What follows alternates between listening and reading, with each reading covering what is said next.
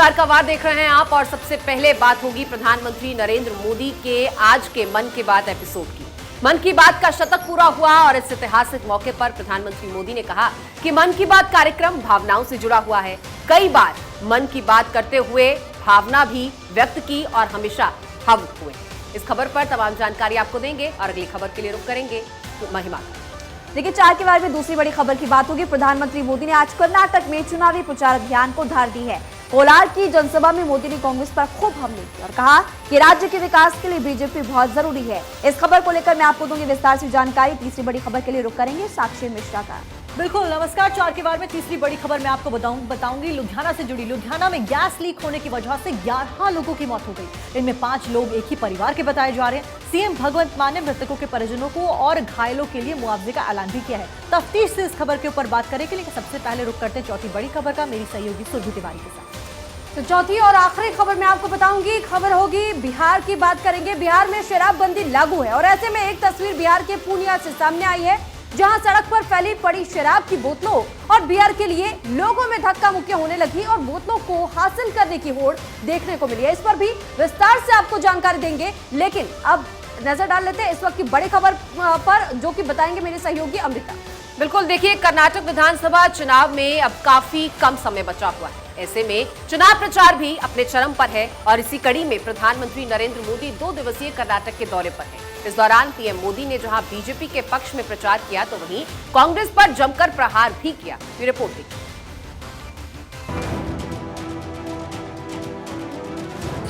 कर्नाटक का चुनावी डगर जमकर गदर, मोदी की हुंकार, गाली पर पलटवार, कांग्रेस को जवाब, हर गाली का हिस्सा। कर्नाटक में अब की बार किसकी सरकार?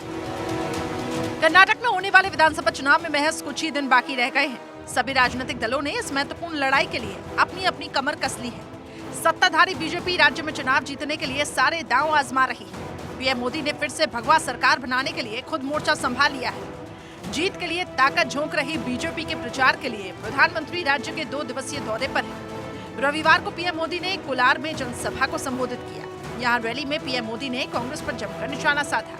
उन्होंने कहा कि आज भ्रष्टाचार के खिलाफ लड़ाई में सबसे ज्यादा तकलीफ कांग्रेस को हो रही है। मेरे ऊपर हमले बढ़ा दिए गए। आजकल मुझे कांग्रेस के लोग धमकी दे रहे हैं, मोदी तेरी कब्र खुदेगी। ये लोग आजकल धमकी दे रहे हैं, कांग्रेस के लोग धमकी दे रहे हैं। वो कह रहे हैं मोदी तेरी कब्र खुदेगी। पीएम मोदी ने साफ कहा कि अब कर्नाटक चुनाव में कांग्रेस का सबसे बड़ा मुद्दा सांप है, सांप के जहर का है। मेरी तुलना सांप से करके जनता से वोट मांग रहे हैं, लेकिन सांप तो भगवान शंकर के गले की शोभा है। अब कर्नाटका का चुनाव में इनका सबसे बड़ा मुद्दा क्या है? चुनाव में कांग्रेस का सबसे बड़ा मुद्दा सांप है, सांप। सांप के जहर का है। मेरी तुलना ये लोग सांप से कर रहे हैं और जनता से वोट मांग रहे हैं। लेकिन भाइयों बहनों, सांप तो भगवान शंकर के गले की शोभा है। पीएम मोदी कर्नाटक में धुआंधार प्रचार कर रही हैं। 2 दिनों से पीएम मोदी ने राज्य में कई जनसभाओं को संबोधित किया और बीजेपी के पक्ष में वोट करने की अपील की। पीएम मोदी के कर्नाटक दौरे की एक खास वजह ये भी है कि बीजेपी किसी भी सूरत में कर्नाटक को गंवाना नहीं चाहती, क्योंकि कर्नाटक बीजेपी के लिए अहम है। इन चुनावों का असर आगामी लोकसभा चुनावों पर होगा। राज्य में लोकसभा की 39 सीटें हैं। 2019 के लोकसभा चुनाव में पार्टी को 25 सीटें मिली थी। दक्षिण का इकलौता राज्य है जहां बीजेपी की सरकार है। ऐसे में बीजेपी के लिए कर्नाटक को बचाए रखना और भी जरूरी हो जाता है, जब वो पड़ोसी राज्य तेलंगाना, केरल और तेलंगाना में अपना असर बढ़ाने के लिए जोर लगा रहा है। बहरहाल कर्नाटक में जीत के लिए सभी दल जोर आजमाइश में लगे हैं और अपनी अपनी जीत का दावा भी कर रहे हैं। लेकिन कर्नाटक के नतीजे तय करेंगे कि 13 मई के बाद किन नेताओं की राहों में फूल और किन की राहों में कांटे होंगे। Bureau report, Bharat 24। देखिए, मन की बात कार्यक्रम के 100वें एपिसोड का प्रसारण हुआ। ये पल देशवासियों के लिए खास था कि उसके साथ ही प्रधानमंत्री मोदी भी इस पल का बेसब्री से इंतजार कर रहे थे। और इस खास मौके पर जब प्रधानमंत्री श्रोताओं से जुड़े तो भावनाओं के सैलाब को रोक ना पाए। प्रधानमंत्री मोदी ने कहा कि मन की बात मेरे लिए एक पूजा की तरह है, प्रसाद की तरह है। आप देखिए report.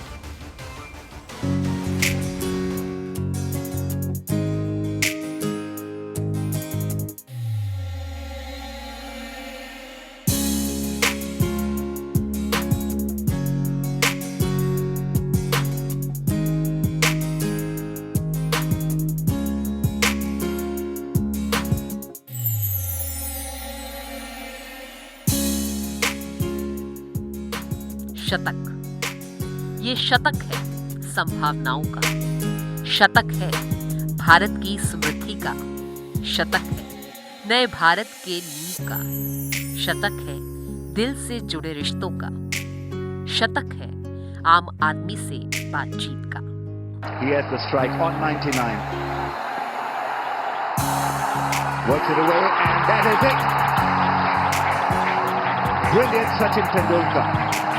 Outstanding achievement and richly deserved for someone who's been so special. शतक मतलब 100। जब कोई कीर्तिमान स्थापित करते हुए 100 के आंकड़े को छूता है तब होता है शतक। मास्टर ब्लास्टर ने भी शतक का आंकड़ा छुआ था। Quite clearly there you can see quite clearly taken in by the emotion of it all. It's been a long wait.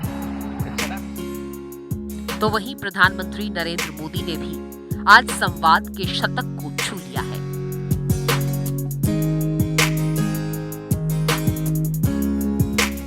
PM के लिए रेडियो सिर्फ एक यंत्र नहीं, ये एक संवाद का तरीका है। देश के लोगों के साथ, देश के किसानों के साथ, देश के जवान के साथ।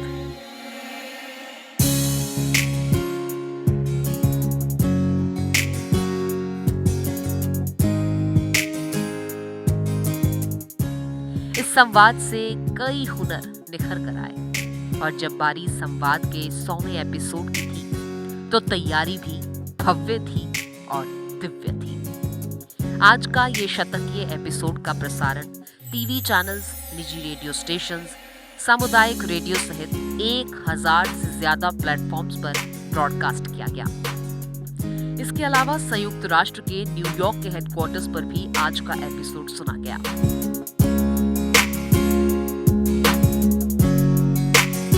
3 अक्टूबर 2014 को विजयदशमी से शुरू हुआ ये त्योहार हर महीने मनाया जाने लगा। हर एपिसोड कीर्तिमान रचता चला गया, जिसका जिक्र प्रधानमंत्री नरेंद्र मोदी ने भी किया। 3 अक्टूबर 2014 विजयादशमी का वो पर्व था और हम सब ने मिलकर विजयादशमी के दिन मन की बात की यात्रा शुरू की थी। विजयादशमी यानी बुराई पर अच्छाई की जीत का पर्व। मन की बात भी देशवासियों की अच्छाइयों का, सकारात्मकता का एक अनोखा पर्व बन गया है।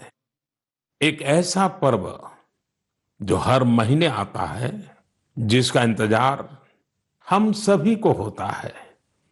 हम इसमें पॉजिटिविटी को सेलिब्रेट करते हैं, हम इसमें पीपल्स पार्टिसिपेशन को भी सेलिब्रेट करते हैं। कई बार यकीन नहीं होता कि मन की बात को इतने महीने और इतने साल गुजर गए। हर एपिसोड अपने आप में खास रहा। जाहिर है कि मन की बात कार्यक्रम संवाद का जरिया है। करोड़ों श्रोता अपने दिल की बात और अपने मन की बात प्रधानमंत्री के साथ साझा करते हैं। एक एक चिट्ठी को प्रधानमंत्री खुद पढ़ते हैं, उसे समझने की कोशिश करते हैं। मैं देश के लोगों के हजारों संदेशों को पढ़ता हूं। हर महीने में देशवासियों के एक से एक अद्भुत स्वरूप के दर्शन करता हूं। मैं देशवासियों के तप त्याग की पराकाष्ठा को देखता हूं, महसूस करता हूं। मुझे लगता ही नहीं है कि मैं आपसे थोड़ा भी दूर हूं। मेरे लिए मन की बात ये एक कार्यक्रम नहीं है। मेरे लिए एक आस्था, पूजा, व्रत है। देखिए, शतकीय पारी खेलते खेलते ये कार्यक्रम जन भावनाओं के साथ जुड़ चुका है और ये भावनाएं सिर्फ देश तक सीमित नहीं है, बल्कि सरहद के पार भी इसकी चर्चा दूर दूर तक होती है। जब मैंने तत्कालीन अमेरिकी राष्ट्रपति बराक ओबामा के साथ साझा मन की बात की थी तो इसकी चर्चा पूरे विश्व में हुई थी। साथियों, मन की बात मेरे लिए तो दूसरों के गुणों की पूजा करने की तरह ही रहा है। मेरे एक मार्गदर्शक थे, श्री लक्ष्मण राव जी इनामदार। हम उनको वकील साहब कहा करते थे। वो हमेशा कहते थे कि हमें दूसरों के गुणों की पूजा करनी चाहिए। सामने कोई भी हो, आपके साथ का हो, आपका विरोधी हो, हमें उसके अच्छे गुणों को जानने का, उनसे सीखने का प्रयास करना चाहिए। उनकी इस बात ने मुझे हमेशा प्रेरणा दी है। मन की बात दूसरों के गुणों से सीखने का बहुत बड़ा माध्यम बन गई है। तो 100वें एपिसोड में पीएम ने बताया कि गुजरात के सीएम रहने के दौरान लोगों से सामान्य तौर पर मिलना जुलना हो जाता था, लेकिन 2014 में दिल्ली आने के बाद जीवन और काम का स्वरूप अलग हो गया। हालांकि मन की बात ने इस खालीपन और इस संवाद को भर दिया। जब मैं गुजरात का मुख्यमंत्री था तो वहां सामान्य जन से मिलना जुलना स्वाभाविक रूप से हो ही जाता था। मुख्यमंत्री का कामकाज और कार्यकाल ऐसा ही होता है, मिलने जुलने के अवसर बहुत मिलते रहते हैं। लेकिन 2014 में दिल्ली आने के बाद मैंने पाया कि यहां का जीवन तो बहुत ही अलग है। काम का स्वरूप अलग, दायित्व अलग, स्थितियां परिस्थितियों के बंधन। जो देशवासी मेरा सब कुछ है, मैं उनसे ही कट करके जी नहीं सकता था। मन की बात ने मुझे इस चुनौती का समाधान दिया। तो पीएम बताते हैं कि मन की बात ईश्वर रूपी जनता के चरणों में प्रसाद के थाल जैसी है। ये आस्था भी है, ये पूजा भी है और व्रत भी। ये कार्यक्रम देश के हीरोज को सामने लाने का भी है।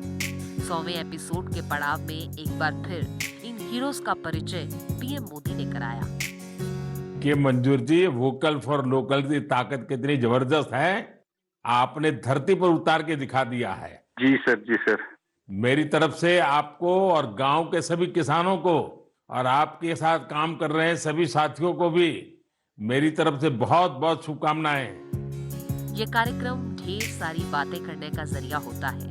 देश के विकास की जानकारी भी प्रधानमंत्री मन की बात के जरिए देते रहते हैं और कुछ जानकारियां प्रधानमंत्री ने फिर से दी। Sunil ji, selfie with daughter हर किसी को याद है। अब जब इसकी फिर चर्चा हो रही है तो आपको कैसा लग रहा है? प्रधानमंत्री जी, ये असल में आपने जो हमारे प्रदेश हरियाणा से पानीपत की चौथी लड़ाई बेटियों के चेहरे पे मुस्कुराहट लाने के लिए शुरू की थी, जिसे आपके नेतृत्व में पूरे देश ने जीतने की कोशिश की है, तो वाकई ये मेरे लिए और हर बेटी के पिता और बेटियों को चाहने वालों के लिए बहुत बड़ी बात है।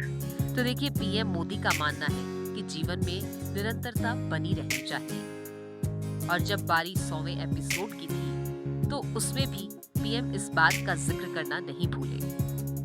आज देश में टूरिज्म बहुत तेजी से ग्रो कर रहा है।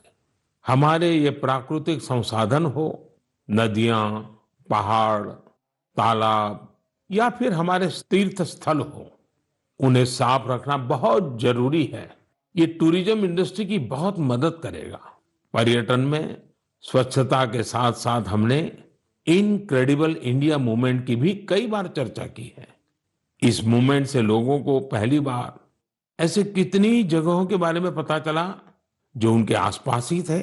मैं हमेशा ही कहता हूं कि हमें विदेशों में टूरिज्म पर जाने से पहले हमारे देश के कम से कम 15 टूरिस्ट डेस्टिनेशन पर जरूर जाना चाहिए। तो मन की बात की शुरुआत होने के साथ ही देश की नई परंपरा का निर्माण हुआ। ऐसी परंपरा जो सबके प्रयास के भावनाओं को दर्शाती है। पीएम ने उन सब का आभार जताया है जो इस कार्यक्रम को सफल बनाने के लिए जुड़े रहे। हर उस व्यक्ति का जो इसे रिकॉर्ड करते रहे और जो इसे ट्रांसलेट करते रहे। आज देश में टूरिज्म बहुत तेजी से ग्रो कर रहा है। हमारे ये प्राकृतिक संसाधन हो, नदियां, पहाड़, तालाब या फिर हमारे तीर्थ स्थल हो, उन्हें साफ रखना बहुत जरूरी है। ये टूरिज्म इंडस्ट्री की बहुत मदद करेगा। पर्यटन में स्वच्छता के साथ साथ हमने इनक्रेडिबल इंडिया मूवमेंट की भी कई बार चर्चा की है। इस मूवमेंट से लोगों को पहली बार ऐसे कितनी जगहों के बारे में पता चला जो उनके आसपास ही थे। मैं हमेशा ही कहता हूं कि हमें विदेशों में टूरिज्म पर जाने से पहले हमारे देश के कम से कम 15 टूरिस्ट डेस्टिनेशन पर जरूर जाना चाहिए। तो देखिए, चुनावी सीजन में निगाहें सबकी गड़ी हुई हैं कर्नाटक पर, और सीधे कर्नाटक आपको लिए चलते हैं जहां प्रधानमंत्री नरेंद्र मोदी एक बार फिर से जनता को साधने की कोशिशों में। कल से भी मैं कई जगह जनसंपर्क कर चुका हूं।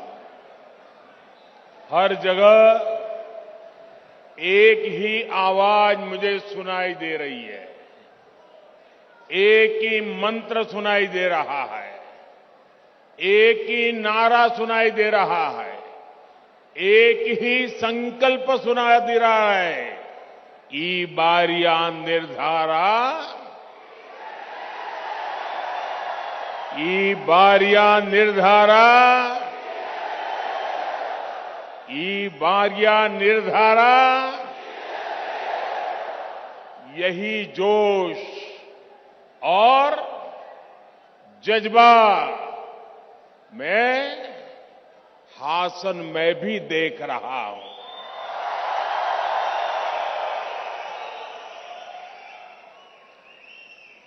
ಹೊಯ್ಸಳ ಶಿಲ್ಪಕಲೆಗಳ ಬೀಡಿನ ನನ್ನ ಆತ್ಮೀಯ ಸಹೋದರ ಸಹೋದರಿಯರಿಗೆ ನನ್ನ ನಮಸ್ಕಾರಗಳು. ನಾನು ಕಳೆದ ಕೆಲವು ತಿಂಗಳಿನಿಂದ ಅನೇಕ ಬಾರಿ ಕರ್ನಾಟಕಕ್ಕೆ ಬಂದಿರುತ್ತೇನೆ. ನಿಮ್ಮ ರಾಜ್ಯದ ಬೇರೆ ಬೇರೆ ಭಾಗಗಳಿಗೂ ಹೋಗಿ ಬಂದಿದ್ದೇನೆ. ನಿನ್ನೆ ಕೂಡ ಕೆಲವು ಪ್ರದೇಶಗಳಲ್ಲಿ ಜನರನ್ನ ಸಂಪರ್ಕ ಮಾಡಿದ್ದೇನೆ. ನನ್ನ ಪ್ರವಾಸದ ಮೂಲಕ ನಾನು ಕಂಡುಕೊಂಡಿರುವ ಕರ್ನಾಟಕ ಜನತೆಯ ಅಭಿಪ್ರಾಯ, ಈ ಬಾರಿಯ ನಿರ್ಧಾರ ಬಹುಮತದ ಬಿಜೆಪಿ ಸರ್ಕಾರ. ಈ ಒಂದೇ ಧ್ವನಿ ನಾಡಿನಾದ್ಯಂತ ಎಲ್ಲ ಕಡೆಯಲ್ಲೂ ಕೇಳಿ ಬರುತ್ತಾ ಇದೆ. ನನಗೆ ಹಾಸನ ಮತ್ತು ಚಿಕ್ಕಮಗಳೂರು ಜಿಲ್ಲೆಯ ನಿಮ್ಮೆಲ್ಲರನ್ನು ನೋಡಿದಾಗ ಅದೇ ಉತ್ಸಾಹ, ಅದೇ ಆಸಕ್ತಿ ಇವತ್ತು ಇಲ್ಲಿ ಕೂಡ ಕಂಡು ಬರುತ್ತಾ ಇದೆ. मैं कर्नाटका की मठ परंपरा और संतों को भी नमन करता हूं। आदि चुनचुनगिरी मठ को भी शीश झुकाकर मेरा प्रणाम है।